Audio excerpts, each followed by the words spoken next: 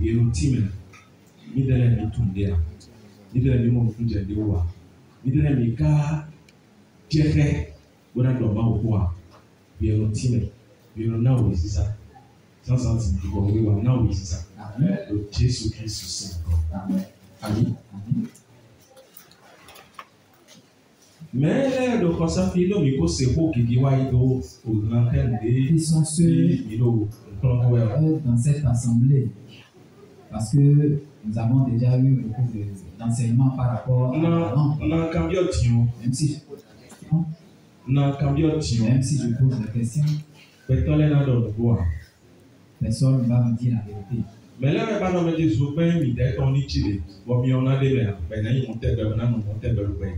veut que sa lampe soit exempte de lumière et que ça reste ainsi.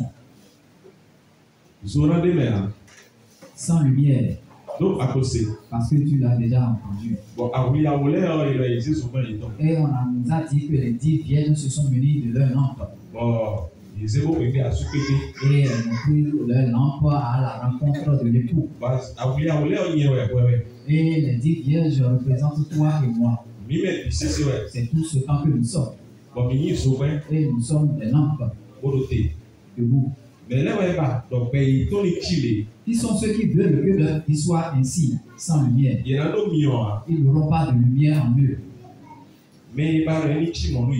Ceux veulent que ça soit ainsi pour eux. Ce sont ceux-là qui sont dans le mensonge. Qui sont dans l'hypocrisie. Ils sont ceux qui font des choses en cachette. Ceux qui avancent. Hommes comme femmes, ceux qui avancent en cachette. Ceux qui manquent de respect à leurs parents à la maison, ce sont ceux-là.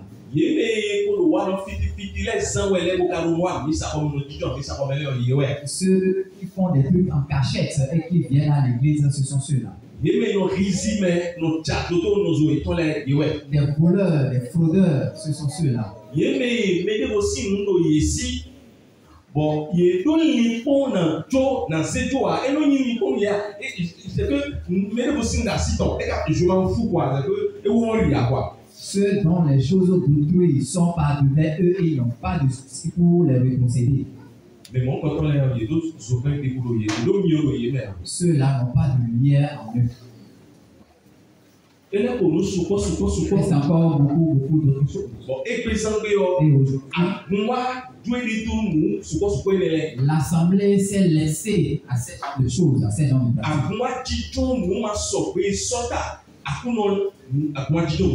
l'Église est assise dans tous ceux qui vont contre lui, qui vont à l'encontre du Christ. Ceux qui ne taillent pas d'importance à l'œuvre du Seigneur. Ceux à chaque fois viennent en retard à l'église. Ceux qui, une fois assis dans l'assemblée, n'écoutent pas la parole de Dieu. Ceux qui se sont laissés guider par leur propre raisonnement. Ils n'ont pas la lumière en eux. Or, lampe. Ils sont une lampe. Ce n'est pas moi qui le dis, mais la parole de Dieu l'a déclaré. Lisons Matthieu chapitre 25. Matthieu chapitre 25, verset 1. Alors le royaume des cieux sera semblable à 10 vierges qui, ayant pris leur lampe, allaient à la rencontre de l'époux. 5 d'entre elles étaient folles et 5 sages. Les folles, en prenant leur lampe, ne prirent point d'huile avec elles. Mais les sages prirent avec leur lampe de l'huile dans des vases. Comme l'époux tardait, toutes s'assoupirent et s'endormirent. Verset 6. Au milieu de la nuit, on cria: voici l'époux, allez à sa rencontre. Alors, toutes ces vieilles se réveillaient et préparaient leur lampe. Les folles dirent aux sages: donnez-nous de votre huile, car nos lampes s'éteignent. Les sages répondirent: non, il n'y en aurait pas assez pour nous et pour vous. Allez plutôt chez ceux qui en vendent et achetez-en pour vous. Pendant qu'elles allaient en acheter, l'époux arriva. Celle qui était prête entrait avec lui dans la salle des noces et la porte fut fermée. Plus tard, les autres vierges vinrent dire, Seigneur, Seigneur, ouvre-nous. Mais il répondit, je vous le dis en vérité, je ne vous connais pas. Verset 13. Veillez donc, puisque vous ne savez ni le jour ni l'heure. Et nous pouvons accoucher tout ça, oui. Tant et la sédiado, Dieu vit où il est tôt, Dieu vit où les forces de pain et temps, où il doit assister au côté. Dieu vit où il est là, mais attends, il est là, pour te voir. Bon, mais attends, il est caillé à une tina. Il est là, pour nous là, il faut se pain et temps là. Il casse avec amigo à part. L'eau a une tina dans l'air, amigo pour vie et temps, les beau les frères, amigo, apa, assis sur le livre, il est comme le gars ça dit, quelqu'un pour mort. Des savoir pétéo, mais il est au sudi, au nom d'or. Assis sur le lit, Yahweh, il tombe un peu. Où les noirs, Dieu vit, où les bifons, pour le souper, il tombe les loups. Apa ko le ka ti bere di tamo ina wa ko agbo ni nche amo de we o yeme wele di damo abi aton lu no le odo abi aton ai ka do te na no le ko di damo ina wa nu ya mo enyo chi lu ko me. Nous allons revenir sur la partie qui stipule que les 10 vierges se sont assoupies. Nous allons y revenir. Odo aton le kamodo ami voici zuben emi tombe. Pour nous, à y le dans l'heure. Maintenant, à militon pays, nous, je peux me dans l'air le titoué. À y le dans les caïds nous, à mi là, c'est pour plus. Pour la paix, il a mort. Mi bon, à mi satan les bons. Pour y j'ai nous miton. À mi on j'ai qui bon, assis sous l'on voit. Bon, aïe le pélan a tout écoulé, il sommeille, oui, bio a tout si fort. Bon, il est souvent pour tout quand même. Et les boudoirs, Dieu dit, pour nous, attend les nécoa. Pour nous, à pour nous, l'eau, assis sous l'on fait. Odo, mando le gorumi, ntumia, bona to sutana, Jésus kale do nous dire, bon niveau non a tedi, do mito, a zaon, mikato, gaon mea. Et bon. Matthieu 13, verset 33. Lisez-moi Matthieu 13, verset 33.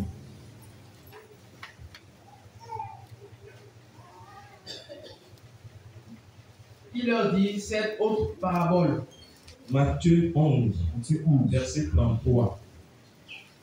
Pardon, Marc 13, verset 33, pardon. C'est moi. Marc 13, verset 33.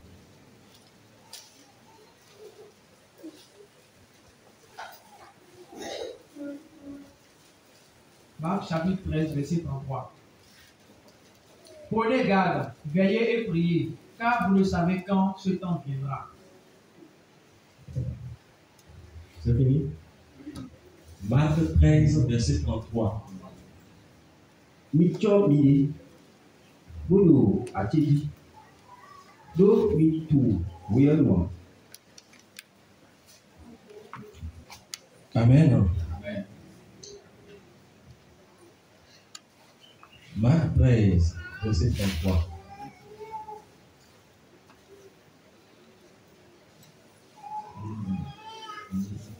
Ok. D'accord. Amen. Amen. Mira verset 35. Veillez donc. Il m'a sauté au Mirabi, au nom de verset 35. Verset 33. Mira verset 37, on est sous volonté. 33, 34, 35, 36, 37. Prenez garde, veillez et priez, car vous ne savez quand ce temps viendra. Il en sera comme d'un homme qui, partant pour un voyage, laisse sa maison, remet l'autorité à ses serviteurs, indique à chacun sa tâche et ordonne au portier de veiller. Veillez donc, car vous le savez, quand viendra le maître de la maison, ou le soir, ou au milieu de la nuit, ou au chant du coq, ou le matin. Craignez qu'il ne vous trouve endormi à son arrivée soudaine. Ce que je vous dis, je le dis à tous, veillez. Amen. Mito mi bolo atiji do mito voyanoa. Eneo ila tilato dawi wi toba. O so wi kon. Do alomelu beseton leo. Ema azon yiton mi. Bukazon Honti don todo. Eni no nze. Mimu no atiji do mito. Wewe kwito lale kowa do. Esi kuyi badanu. Esi kuyi zankwete. Esi kuyi ko asi. Abi zanzan te. Mimalanu ewa fiami. Bomo miyo abomeu. Luelonu miwe. Ndeo le pido na we nde mimu no atiji. Ce passage qu'on vient de nous lire, ça fait pleurer. Ça fait pleurer. Ça fait pleurer. Si nous avons bien organisé le verset 35. Mimu no atiji. Domito, wewe kwito na le kowa doa. Esi kuyi badanu. Esi kuyi sankwete. Esi kuyi ko asi. Abi zanzan te. Kama baton tobu. Mina tiji ime biwe do kodona. La parole est en train de s'adresser à tout le monde. Et le kodonu nous comptons pour être. La parole s'adresse en premier lieu aux dirigeants, aux pasteurs. Et le kodonu mêler les délais PCC. Tous ceux qui l'entourent. Et le kodonu a bon PCC. Et toute l'assemblée en général. Cette parole n'a fait exception de personne. Elle a parlé à tout le monde. On ne sait pas si c'est le soir de la trompette va sonner. On ne sait pas si c'est à mi-journée. On ne sait pas si très tôt au petit matin au chant de coq il va revenir. On ne sait pas si c'est dans un profond sommeil, on sera quand la trompette va sonner. Toi et moi, nous sommes en train d'écouter cette parole pour le jour. Et nous l'écoutons correctement. Et nous sommes une lampe. Et c'est cette lampe qu'on peut chercher. Et pose-toi la question si il n'y a pas la lumière dans cette lampe, pourra-t-on l'enlever?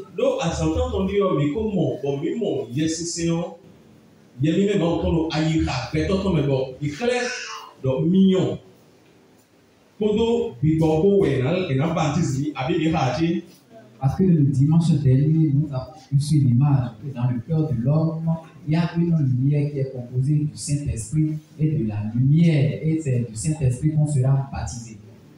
Le feu de Dieu sera en nous. Et on a dit que nous serons baptisés de l'Esprit Saint de ce feu-là. Et laisse-moi t'expliquer. Ce n'est pas ce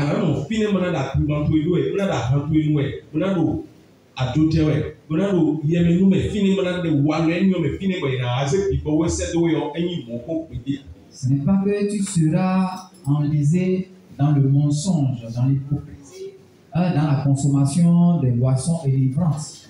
Quand on va te faire baptiser de cet esprit-là. Ce n'est pas ainsi. Toi, homme, il y a une œuvre qui est là que tu dois faire.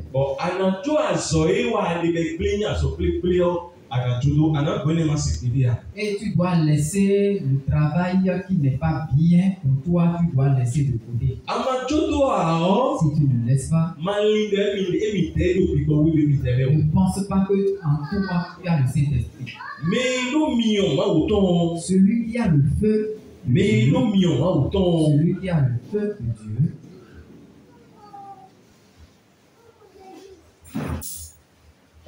celui qui a le feu de Dieu en lui, Alléluia. Amen. Alléluia. Amen.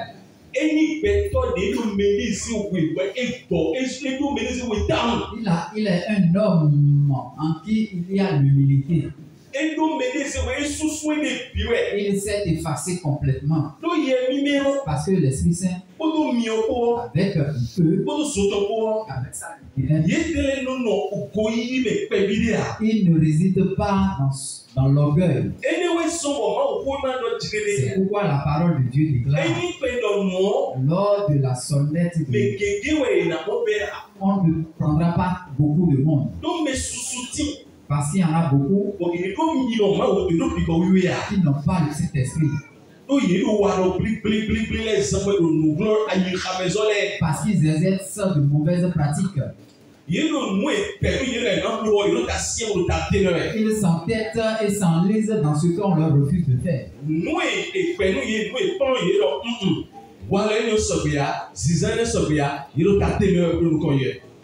Ils s'enlisent dans ce que on leur a enseigné concernant leurs mauvaises pratiques, mais néanmoins ils s'entêtent et évoluent.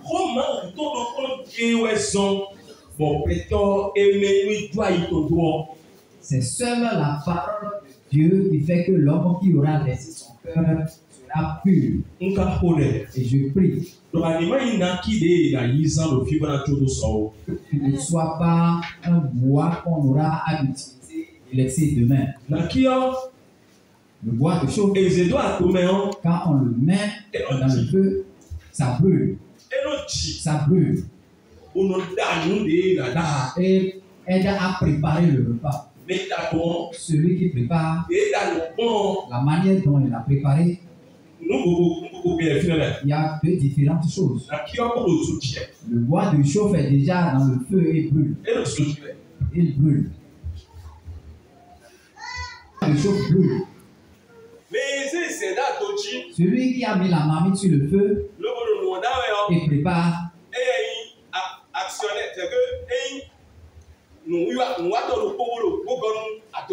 c'est lui qui est actionnaire, c'est lui qui fait l'action en plus du feu, ou bien qui prépare le foyer. Ce qu'il met dans la marmite, c'est ça qu'on veut manger.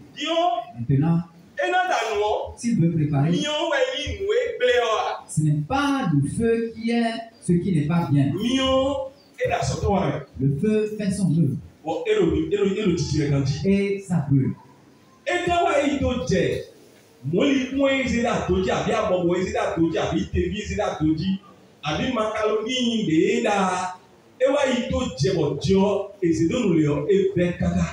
Celui qui est en train de préparer est allé mettre un taux de sel beaucoup plus élevé que ce qu'il convient de mettre. Et c'est tellement salé. Et celui qui veut manger une fois dans la bouche a été désolé. Et ce n'est pas bien pour lui de manger.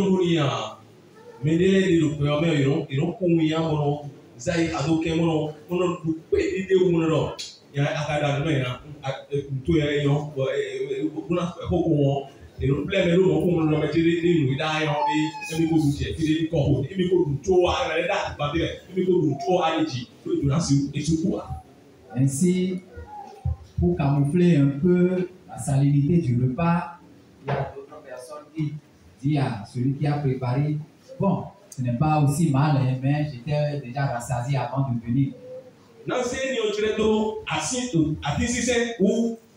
Je Je vais prendre l'exemple d'un fruit. Il y a beaucoup de sortes de fruits. Il y a d'autres que tu vas manger. Il y a d'autres qui sont durs. Il y a d'autres qui sont mi-doux, mi-fades. Et c'est ainsi. Alléluia. Amen. Ta vie ne devrait pas être ainsi. Ta vie ne devrait pas être ainsi. Si ta vie est ainsi, et quand l'heure va sonner, la trompette va sonner, tel que tu seras laissé ici,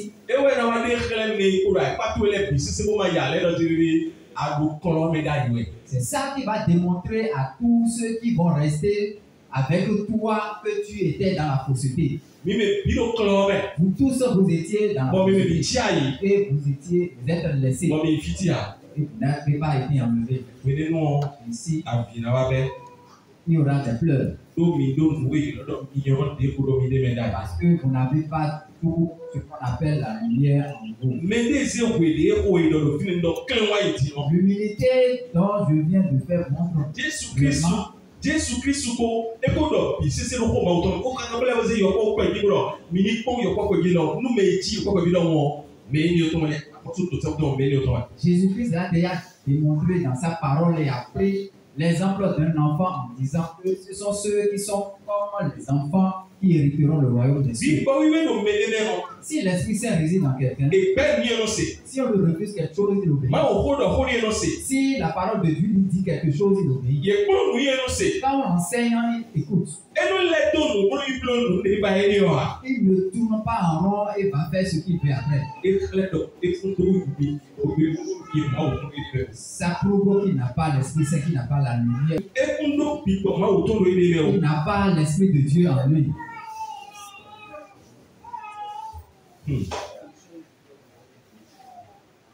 Mais ici, celui qui a reçu Christ. Pour parler, nous allons parler de tout le monde. Il y a d'autres qui nous ont déjà. Il y a d'autres qui ont déjà reçu Christ avant nous. Dans toutes les assemblées dans le monde, il y a des gens qui ont reçu Christ. Aujourd'hui, ils se sont déjà détournés de Christ. Qu'est-ce qu'ils prouvent en son temps-là qu'ils avaient l'Esprit de Dieu en eux? S'ils avaient l'Esprit de Dieu en eux, quand on va leur demander de faire du bien, quand on va leur demander de laisser l'adoration de Dieu et prendre une autre voie et partir, ils vont refuser catégoriquement. Ils vont refuser catégoriquement à celui qui va s'adresser à eux. S'ils vont, si l'Esprit de Dieu était en eux, ils ne vont pas commencer par chercher d'autres procédés. C'est en ce moment-là que la pensée de l'homme commence par réfléchir.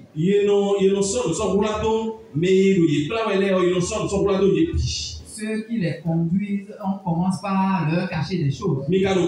Oh, vous êtes ensemble. Appelant Dieu. Vous êtes ensemble. En priant. Vous êtes ensemble. En chantant. Vous êtes ensemble. En dansant. Et vous vous cachez des choses. Surtout à ceux qui vous conduisent. C'est ça qui démontre déjà que l'Esprit de Dieu n'est pas en vous. Au moment où ils avaient des raisonnements. Commencez par manquer. Un à un. Commencez par manquer. Tu vas tellement me parler. Je vous raconte ce. Tu iras les voir posant la question de savoir ce que tu lui as fait. On te dit que vous ne leur avez rien fait. C'est venu comme ça. Il y a des gens qui tiennent ces gens de propos.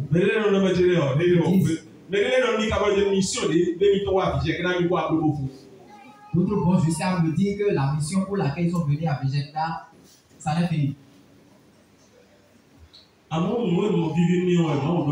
Mais ce qui me réjouit, c'est que Dieu m'a dit, il ne faudrait pas que ça soit un souci pour toi. Ça prouve que ceux-là n'avaient pas le Saint-Esprit de Dieu. Parce que s'ils avaient l'Esprit de Dieu par rapport à la vraie parole de Dieu qu'ils écoutent, ils ne pourront plus contourner. Ça montre qu'ils n'étaient pas des enfants de la vie, ils faisaient partie de nombre. Il ne faudrait pas que ta vie soit ainsi. Il ne faudrait pas que ta vie soit ainsi. 2027, peut-être dans 2 ans, certaines personnes ne seront plus ici. Ce n'est pas que j'ai parlé en l'air. Les gens dans cette assemblée. Dans 2 ans, si tu restes. 2027 est déjà trop loin. Si l'Esprit de Dieu te conduit, les comportements changent. Quand on a une lampe, on nuit pour éclairer les autres. On s'attache à l'œuvre de Dieu. On s'attache à autrui. On s'attache à tout ce qui concerne l'œuvre de Dieu. Si jamais on manque de culte, on n'est pas à l'aise. On n'est pas à l'aise étant en retard.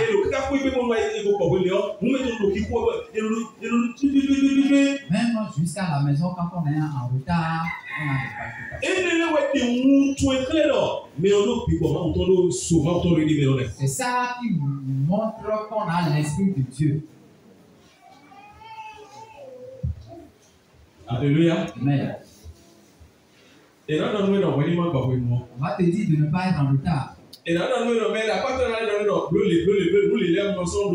Celui qui est à côté de toi va t'interdire de faire certaines choses. Parce que s'il n'avait pas l'Esprit de Dieu en lui et était à côté de lui, tel que la parole a déclaré, il ne va jamais écouter ton enseignement. Il va toujours venir en retard. Il ne va jamais mettre en pratique toi ton enseignement. Il sera toujours en retard au culte. Il ne va jamais mettre en pratique ton enseignement. Ce qu'il veut, ça. Ça, c'est une preuve qui est sur tout un chacun. Ils vont dire qu'ils ont l'Esprit de Dieu. Ils vont dire qu'ils sont enfants de Dieu, c'est l'Esprit Saint qui les conduit. C'est un mensonge. Et ils font partie du nom. Ils représentent une lampe. Ils représentent une lampe. Nous allons lire un verset. Nous connaissons ce verset. Psaume 119, verset 105. Verset 105. Il est titré Psaume 119, la louange à la parole de Dieu. Moi, je l'ai titré la louange à la parole de Dieu. Chapitre 1, Psaume 119, la louange à la parole de Dieu. Est intitulé la louange à la parole de Dieu. Psaume 119, ouais. Psaume 119. Nous étudions Psaume 119 au pire. Si vraiment vous l'étudiez, vous allez comprendre ce qu'est la parole de Dieu. Si on doit laisser ou si on doit abandonner, verset 105. Ou ne pas avoir du zèle pour la parole de Dieu, vous allez comprendre. Verset 105. Ta parole est une lampe à mes pieds et une lumière sur mon sentier. Amen.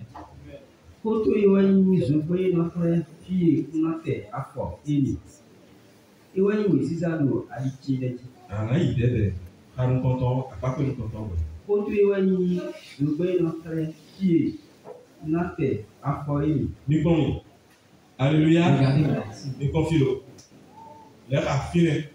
Relisez la parole. Pour écouter.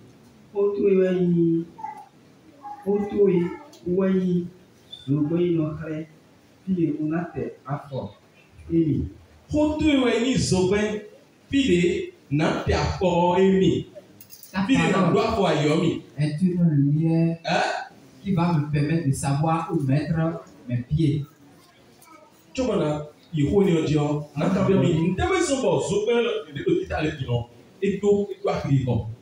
Qu'est-ce qui donne la valeur à cette lampe que nous voyons? Est-ce que c'est joli à voir? Est-ce que c'est joli à voir?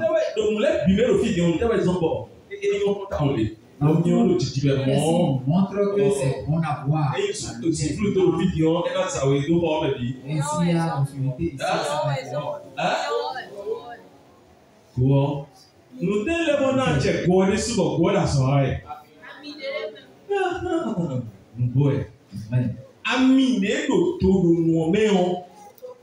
Ewe sombo sopeon e ja chobo la soto wa bo kanji bo enyo konti kan lo ni o debe be yo konti. C'est l'huile qui est dans le réservoir de la lampe, c'est ça qui donne vie à la lampe et c'est présentable, c'est bon à voir. Ami o ma deme si l'huile n'y est pas,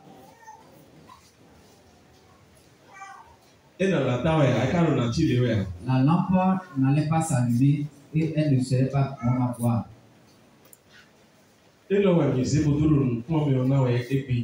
C'est ça que nous avons pris comme exemple pour donner l'enseignement aujourd'hui.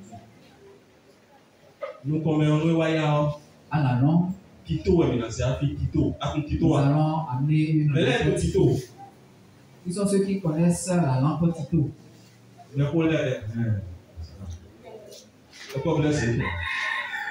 Tito la lampe Tito.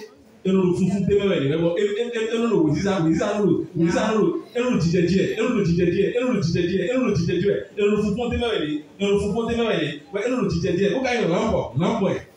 Le Tito est une lampe et a un réservoir d'air dans lequel on essaie de compresser l'air qui donne vie à la lumière. On y met de l'huile. Et ce qui est la mèche est suspendu en haut, à l'intérieur. Et on met l'air dans le réservoir. Au moment où on est en train de mettre l'air, sa lumière augmente. Sa luminosité augmente. Ça augmente.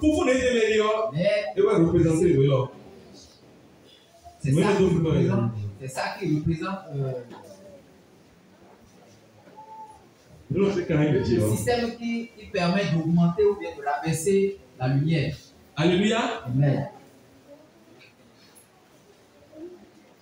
Au retour de sauver pour nous fidèles dans ta parole. Ami. C'est ta parole qui représente la lumière, qui permet de savoir là où mettre le pied. Si la parole de Dieu a déclaré et que la parole est une lumière, son explication c'est que est-ce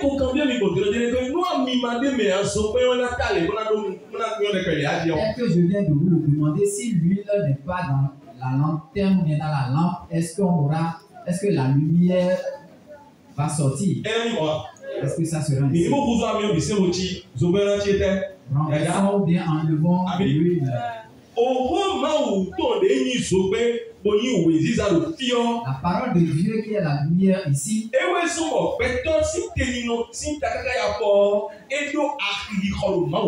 C'est ça qui fait que l'homme de la tête jusqu'aux pieds, sa vie a une valeur devant Dieu.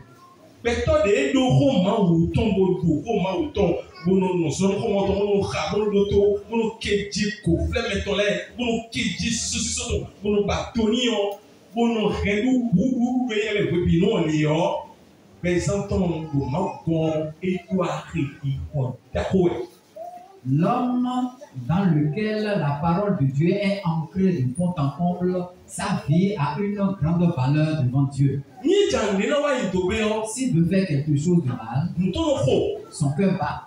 Alléluia. Amen. S'il veut poser un pas, ou bien s'il pose le pas, son cœur bat. Vous comprenez? Toutes les paroles qui sortiront de sa bouche, si ce n'est pas conforme, son cœur commence par battre.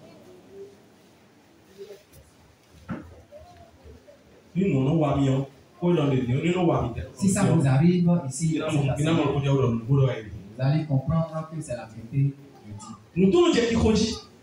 Son cœur commence par battre. Ça montre que celui-là,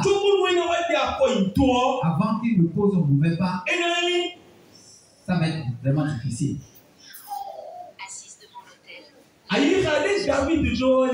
C'est ce cœur-là que David a. Au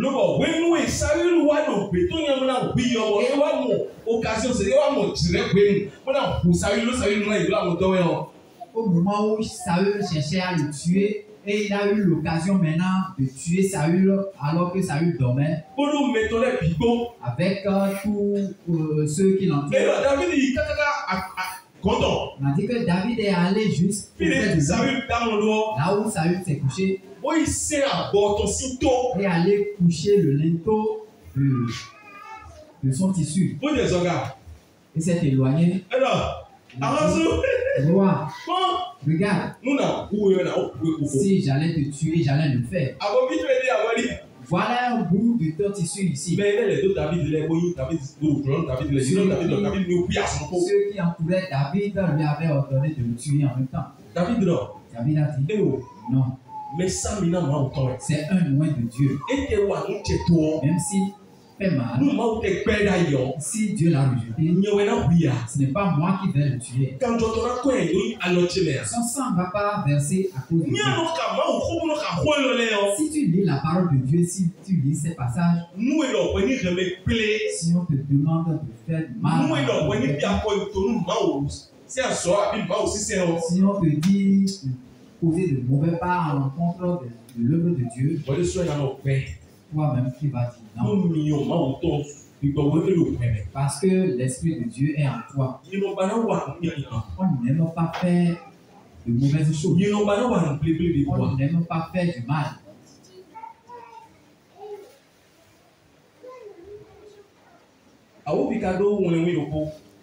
Le diable a une stratégie. Celui qui est à côté de toi, regarde. Jérémie 18, verset 18. Jérémie 18, verset 18. Celui qui est à côté de toi, ce n'est pas ton concurrent. Jérémie 18, 18. Jérémie 18, 18. Et ils ont dit, venez, complotons contre Jérémie. Car la loi ne payera pas, faute de sacrificateur, ni le conseil, faute de sage, ni la parole, faute de prophète. Venez, tuons-le avec la langue. Ne prenons pas garde à tous ces discours. Et le boulot, mais il est non d'or, d'eau et du petit d'or. Miwa, Minibla, Jérémie. Minibla Jérémie P. Miwa, Minibla Jérémie P. Ce semble mal. Minema Kapne Gandhi. Et le boulot, mais il est non d'or, d'eau et du petit d'or. Miwa, Minibla, Jérémie P. Ce semble mal. Là, quand c'est un mur. Nous sommes quand nous disons, il y a un autre, nous disons, miwa pas, kodoto mouton. Miwa pas kodoto mouton. To ba koi, mina, to ba koi, mina ke yanu oyo ulidowe ete l'air. Donc après que vous nous quelque part à des moments donnés, français bio, français, et nous c'est nous mino à parler oui.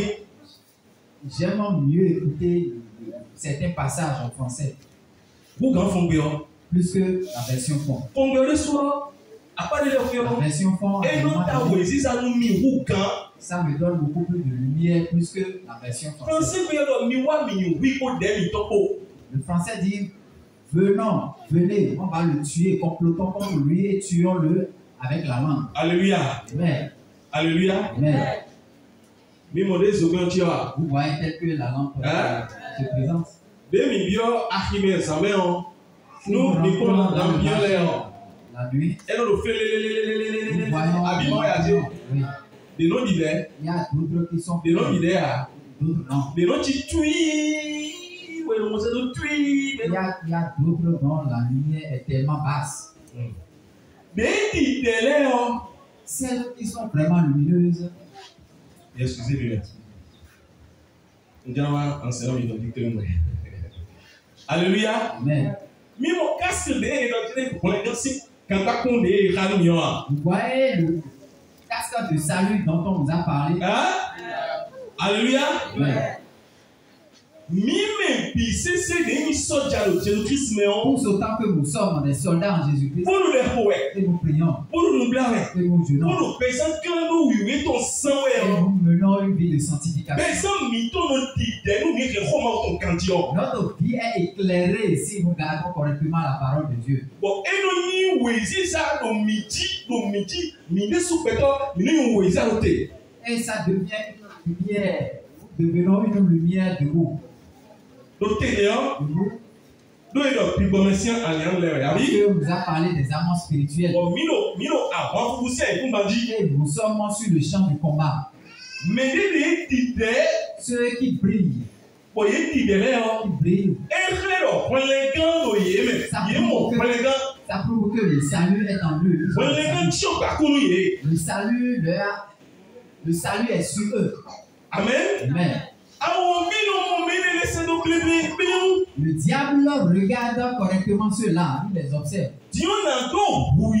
Maintenant, pour les tuer, pour les faire tomber, ils sont des gens qui sont vraiment habiles. Comment il fait? S'il cherche partout et pas trouver, il utilise la langue de celui qui est à côté de toi et pour t'éteindre. Vous serez ensemble. Vous serez ensemble. Vous serez en train d'adorer Dieu. Mais la langue qui est dans sa bouche, c'est ça que Dieu, c'est ça que le diable va utiliser contre toi. Il peut l'utiliser pendant 10 ans. Parce que toi, un homme de patience et que ce symbole-là est en toi, tu ne peux pas tomber. Mais spirituellement, il va dissoudre ta force.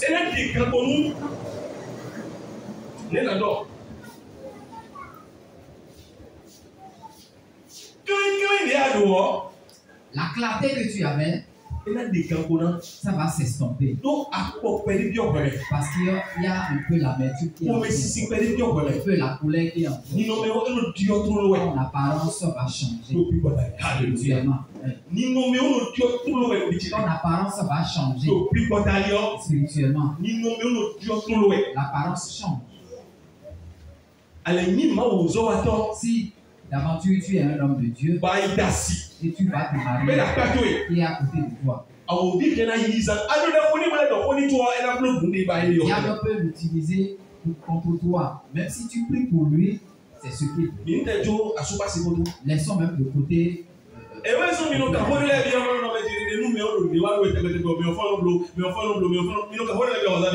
C'est pourquoi vous avez l'habitude de poser des questions pour savoir si celui qui est à côté de toi au jour le jour ne fait que faire la même chose.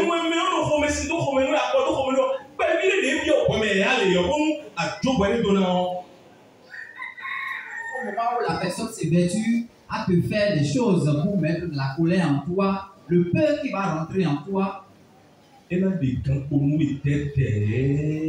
ça va diminuer petitement la puissance, la lumière qui est en toi.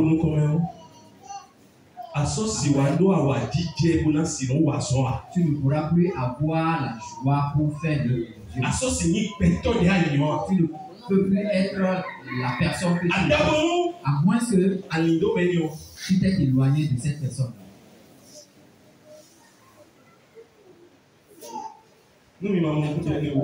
Si vous n'avez pas compris ça, si cette sainte, je prie pour vous pour que vous compreniez. Parce que vous n'adorez que Dieu.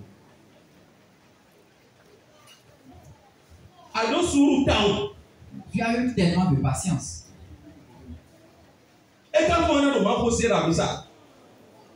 au jour le jour, il ne fera qu'écouter la parole. Ce n'est pas toi seul qui prêche. C'est beaucoup d'autres personnes.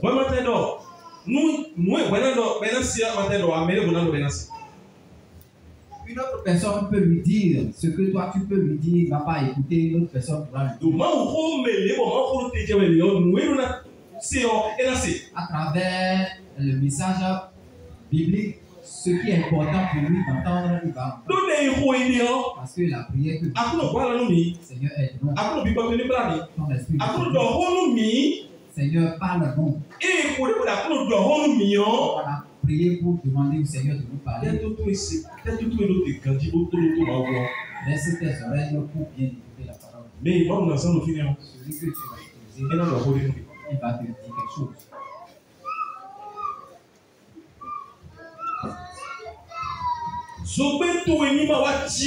Faudrait pas que ta lampe s'éteigne. La lumière qui est en toi s'éteigne. La lumière que tu es ne s'éteigne point. Dieu va utiliser son enfant pour protéger ou bien pour apprêter ta vie. On va te refuser des choses. On va te parler pour t'orienter, pour t'apprêter. Et ta volonté aussi serait la parole. Le jeûner. Tout s'accorde. Et tu seras debout pour toujours. Pour être un instrument dans les mains de Dieu. C'est l'œuvre du diable pour te tuer. Et si toi-même tu étais un paresseux, pour te laisser aller au péché et continuer, c'est rapide. La lumière que tu es, et que c'est la parole de Dieu qui te l'a donné. C'est pourquoi Paul a dit que ceux qui sont debout prennent garde de ne pas tomber. La parole de Dieu a dit que celui qui est debout, que celui qui a la vie et a la lumière en lui, que cette personne-là prenne garde de tomber. Il est bien pour toi en ce moment d'être patient et de ne pas te quereller.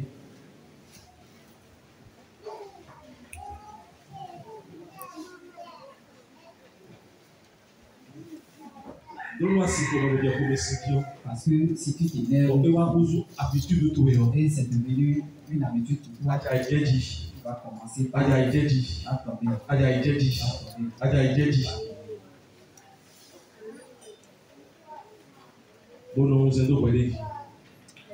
Sois éveillé sur toi. Reste éveillé sur ta vie.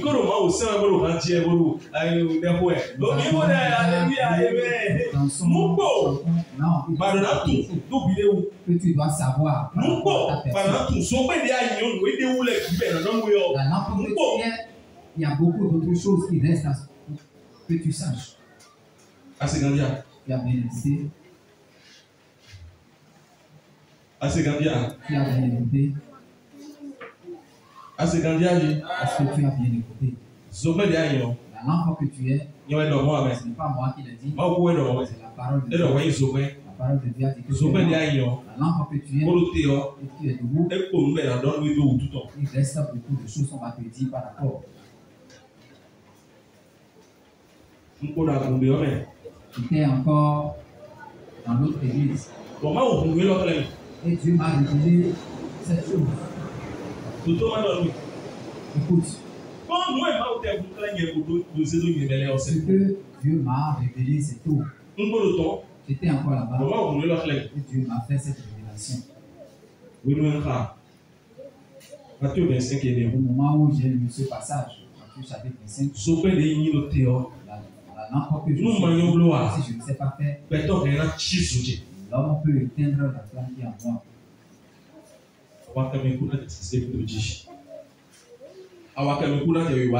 j'aurai la faiblesse. À cause des comportements de l'autre qui est en train d'exercer envers toi.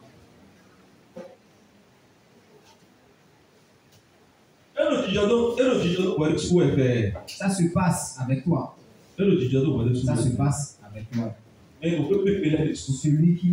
qui sont dans la même maison que toi. Ceux qui sont dans la même maison que toi, tu ne vois pas correctement. Ce n'est pas que tu vas si tu fais ça, tu es dans l'inimitié. Mais tu auras des gars pour lui. Sinon, tu ne pourras pas. Cet aspect de la chose, si tu ne prends pas garde, toi-même, tu ne pourras pas y arriver. Alléluia. Amen. Alléluia. Amen. Pour que tu comprennes. Parce que c'est ça qui fait qu'on délaisse la méditation. On délaisse ça. On est fatigué par rapport à toutes ces choses. Aller à l'église à des moments donnés, ton cœur ne va plus trop t'intéresser. C'est le diable qui est en train de faire la chose. Pour éteindre ta flamme. Et ça n'est fini. Parce qu'il sait que quand la trompette va sonner, c'est toi qui seras enlevé. Si la trompette sonne, c'est toi qui seras enlevé. C'est toi qui seras enlevé. Et il ne voudra pas que toi tu y ailles. Il ne voudra pas quoi? Il ne voudrait pas que toi tu y ailles. Il aura utilisé toutes ces stratégies à ton enfant. Vous allez revenir sur les instruments spirituels pour nous expliquer les contours. Le diable ne voudra jamais que tu ailles au ciel. Tu penses qu'il veut que tu ailles au ciel? Hein?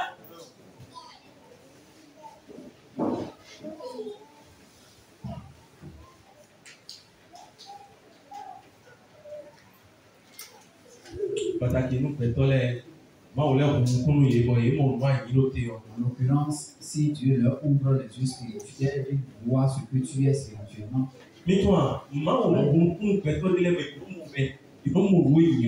Dieu ouvre les yeux à certaines personnes qui voient. Je suis en train d'aller devenir. Il y a l'autre serait en train de prier.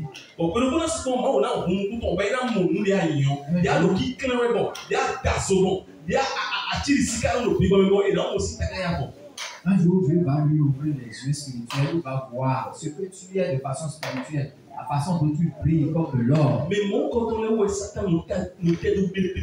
Et Satan s'attaque régulièrement à ces gens de ils sont en train de détruire les choses. La parole de Dieu qui sort de leur bouche délivre des gens. Les prières qu'ils font détruisent des choses de Satan. Et il ne voudra jamais que ces gens-là aient la délivrance. C'est pourquoi. Ce qui concerne toi-même, ta volonté de manquer les cultes, ce qui est de ta part qui concerne l'absence au cours des prières, il faut entrer en cause. Parce que la lampe audiovisuelle, ça doit briller. La lumière doit s'augmenter. La lumière doit s'augmenter. Et tout ça la constitue une force dans ta vie. Et tu seras en train de la voir.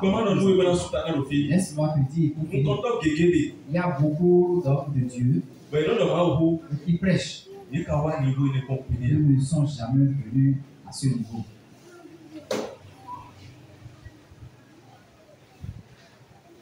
Alléluia. Amen. Bon, nous comptons. Homme de Dieu. J'intercède pour lui. C'est tout ce que j'ai vu. C'est pourquoi je vais vous prier pour moi. Si Dieu vous révèle des choses, si vous me voyez dans l'obscurité, venez me le dire. Venez me le dire.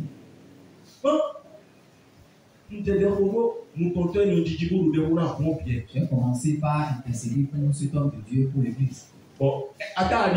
Voilà l'hôtel qui est là. Je l'ai vu de ce côté. Et il y a un projecteur qui est allumé. Et je l'ai vu debout. Et il s'est paré en noir. Un boubou noir. De la tête jusqu'au pied. Ça m'a étonné le jour. Un homme de Dieu ne peut pas avoir cette apparence.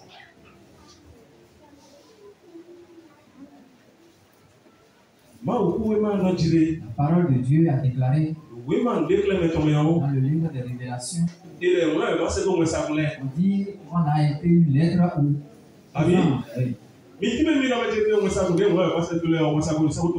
expliquez-moi que les anges auxquels on a envoyé des lettres, c'est des anges du ciel.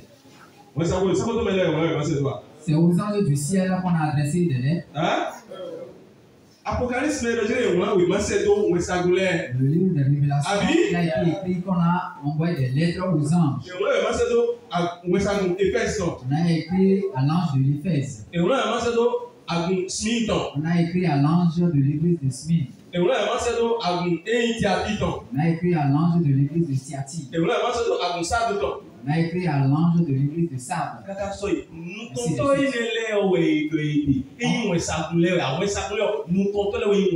On parle en ce moment-là des hommes de Dieu, ceux qui sont instaurés pour diriger ces églises. Ce sont ceux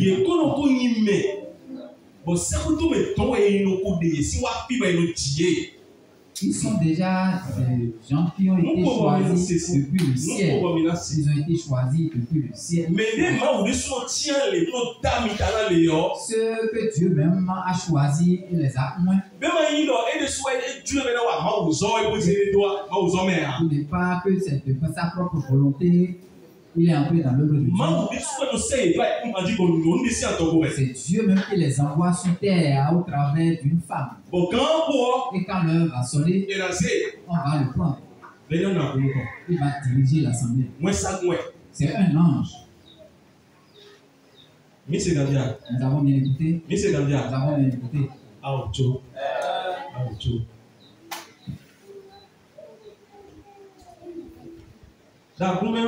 Dans l'assemblée. Le diable s'attaque à qui premièrement?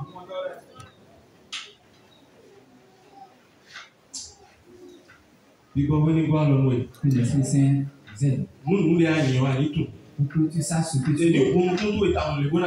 On t'ouvre tes yeux spirituels pour que tu es. On t'ouvre tes yeux spirituels pour que tu es. Personne que tu adores.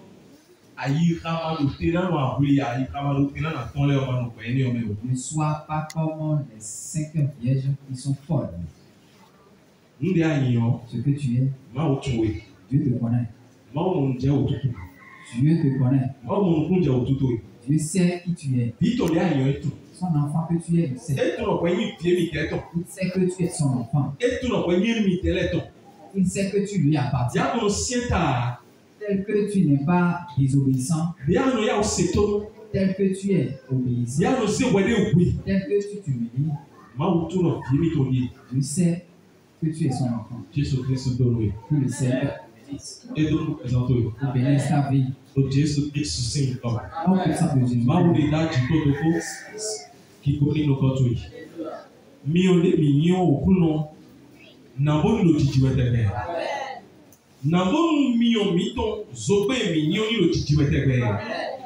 Nambonu wenziza eminioni di mtebe. Nambonu wena mbole le dome mona ngino na chizo mele bi ja ilo no komito. Akuno. Beto bigomawe. Nuno yesi alopa de. Bon, you know mon message si vous en avez. You know mon message si vous connaissez. Akuno mukune bi di basu do kailo. De ko sunu powe.